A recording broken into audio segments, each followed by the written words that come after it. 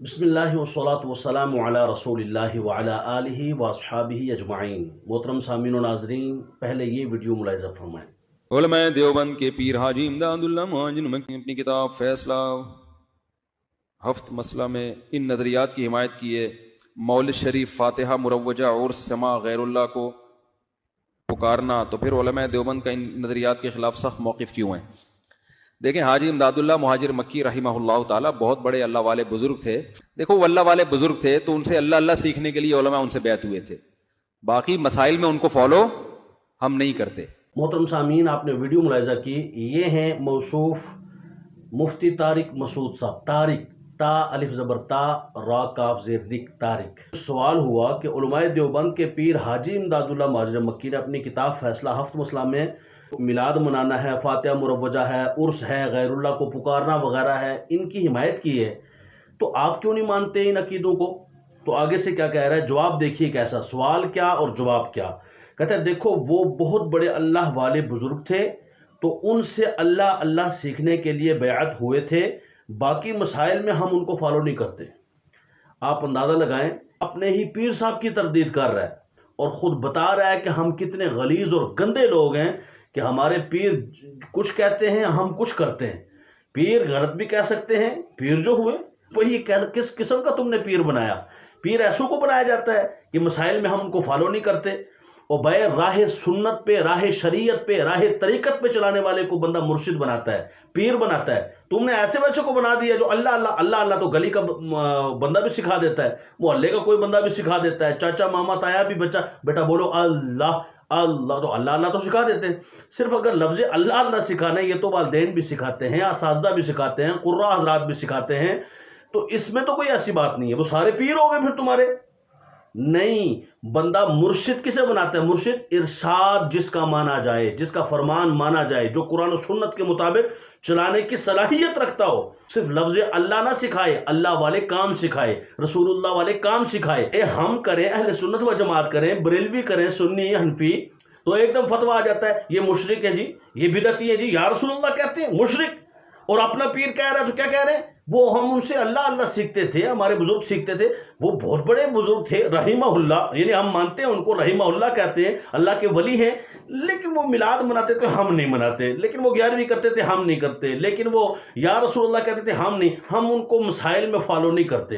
جہاں تک رہی بات ان کی کہ بھئی یہ فاتحہ مروجہ میلاد، تو دیکھیے میلاد قرآن کے مطابق ہم مناتے ہیں، کوئی ایسی بات نہیں ہے کہ یہ بدعت ہے۔ اور تمہارے پیر صاحب نے، تمہارے علماء کے پیر صاحب نے جو کہا تو ویسے ہی نہیں کہا، وہ قرآن کی آیات سے استدلال کیا، دلیل لائی، اور قرآن کی آیت کون سی ہے؟ فرمایا بہت ساری آیات میں سے ایک آیت ہے، قُلْ بِفَضْلِ اللَّهِ وَبِرَحْمَتِهِ فَبِذَلِكَ فَلْيَفْرَحُوا۔ اے محبوب فرما دیجئے ان لوگوں سے، امتیوں سے، کیا کہ جب بھی تمہیں اللہ کی طرف سے نعمت ملے اور رحمت ملے تو تمہیں خوشی منانی چاہیے۔ رسول اللہ سے بڑی کون سی نعمت ہے کائنات میں اللہ کی؟ رسول اللہ سے بڑی رحمت کون سی ہے کائنات میں اللہ کی؟ تو اللہ کی رحمت اور نعمت کے ملنے پر ہم خوشی مناتے ہیں جو قرآن کے عین مطابق ہے۔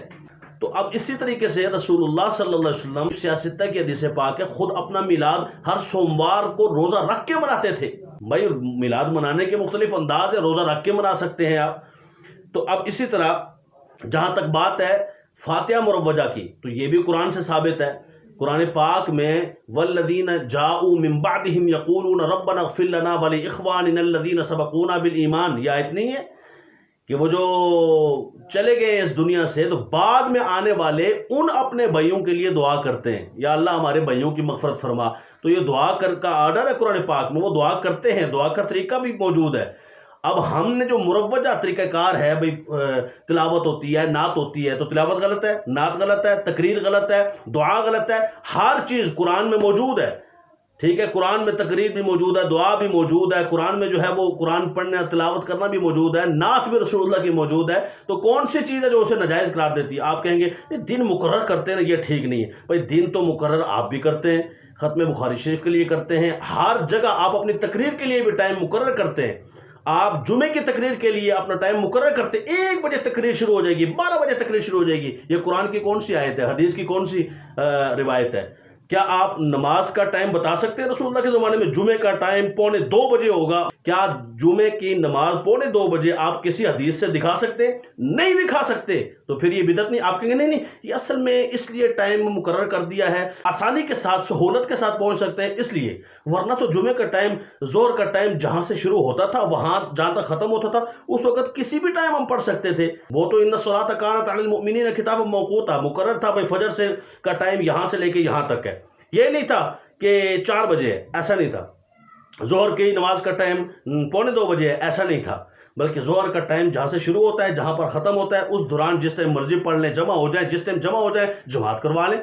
آج جو مقرر کیا جاتا ہے وہ بتاؤ کون سی قرآن کی آیت ہے یا حدیث کی کون سی روایت ہے، تم نہیں دکھا سکتے، نہیں دکھا سکتے، صبح زیز تک نہیں دکھا، تمہاری زندگی ختم ہو سکتی ہے، تمہارے پاس اس کی دلیل نہیں ہے سوائے اس کے کہ تمہیں ہماری دلیل ماننی پڑے گی۔ ہاں سہولت کے لیے ہم رکھتے ہیں تاکہ لوگ جمع ہو جائیں، ہم بھی سہولت کے لیے رکھتے ہیں جمعرات، 40واں، تیجا وغیرہ وغیرہ تاکہ لوگ جمع ہو جائیں، سہولت کے لیے، فرض واجب کوئی نہیں سمجھتا اس کو۔ آگے جو ہے غیر اللہ کو پکارنا، تو یہ بھی کوئی ایسی پکار نہیں ہے۔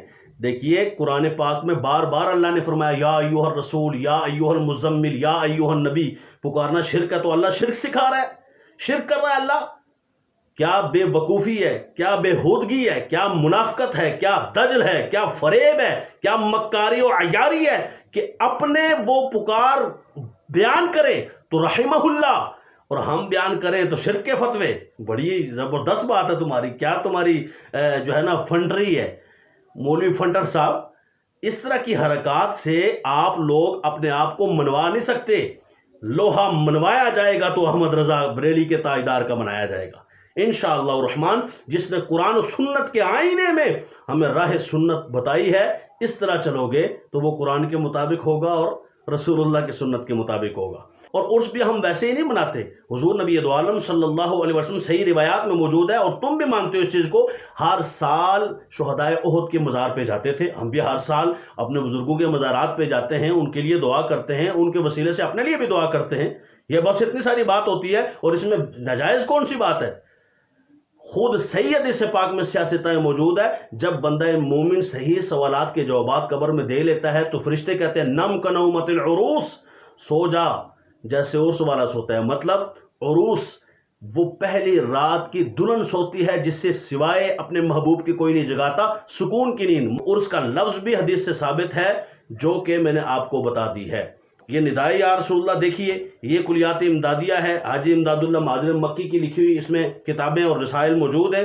فیصلہ ہفت مسئلہ کے بعد کلیات امدادیہ میں باقاعدہ یہ شعر لکھے ہوئے ہیں، یہ کہتا ہے یہ شرکیہ شعر ہے، اور یہاں پہ لکھا ہوا ہے یا رسول کبریا فریاد ہے، یا محمد مصطفیٰ فریاد ہے، آپ کی امداد ہو میرا یا نبی، حال اب تر ہو گیا فریاد ہے۔ اب یہ دیکھو حضور علیہ السلام سے فریاد کر رہے ہیں، یہ آپ کو دکھا دیتا ہوں، یہ کلیات امدادیہ، یہ دیکھیے اس کا صفحہ نمبر ہے 90 اور سب سے نچلی لائن ذرا چیک کریں اس کی۔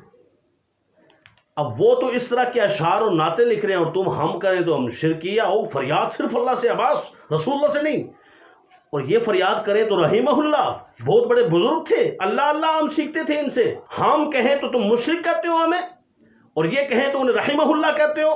فیصلہ کریں یہ دیوبند کے جتنے لوگ ہیں، جتنے ان کو فالو کرنے والے ہیں، جتنے ان کو ماننے والے ہیں، یہ جو جن کو ان کے عقائد کا پتہ نہیں ہے، وہ فیصلہ کریں، ان سے پوچھیں، ان کے گریبان میں ہاتھ ڈالیں اور پوچھیں کہ یہ تم ہمیں کس راہ پر چلا رہے ہو؟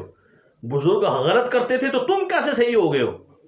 پھر وہ بزرگ نہیں ہیں، دو ہی باتیں ہیں، یا تو وہ بزرگ نہیں ہیں یا پھر غلط ہیں تو کہو بدعتی ہیں۔ اگر وہ بدعتی نہیں ہیں تو وہ بزرگ ہیں، تو پھر بریلوی بزرگ کیوں نہیں ہے؟ جو سنی ہیں، ہم سنی لوگ بزرگ کیوں نہیں ہیں؟ وجہ کیا ہے؟ انشاءاللہ دودھ کا دودھ اور پانی کا پانی ہو جائے گا۔ اپنے اہل سنت بھی دیکھیں، ایسے مکاروں سے، عیاروں سے، منافقوں سے خود بھی بچیں اور اپنی عوام کو بھی بچائیں۔ اللہ تعالی ہمیں صحیح معنوں میں راہ سنت پر چلنے کی توفیق عطا فرمائے۔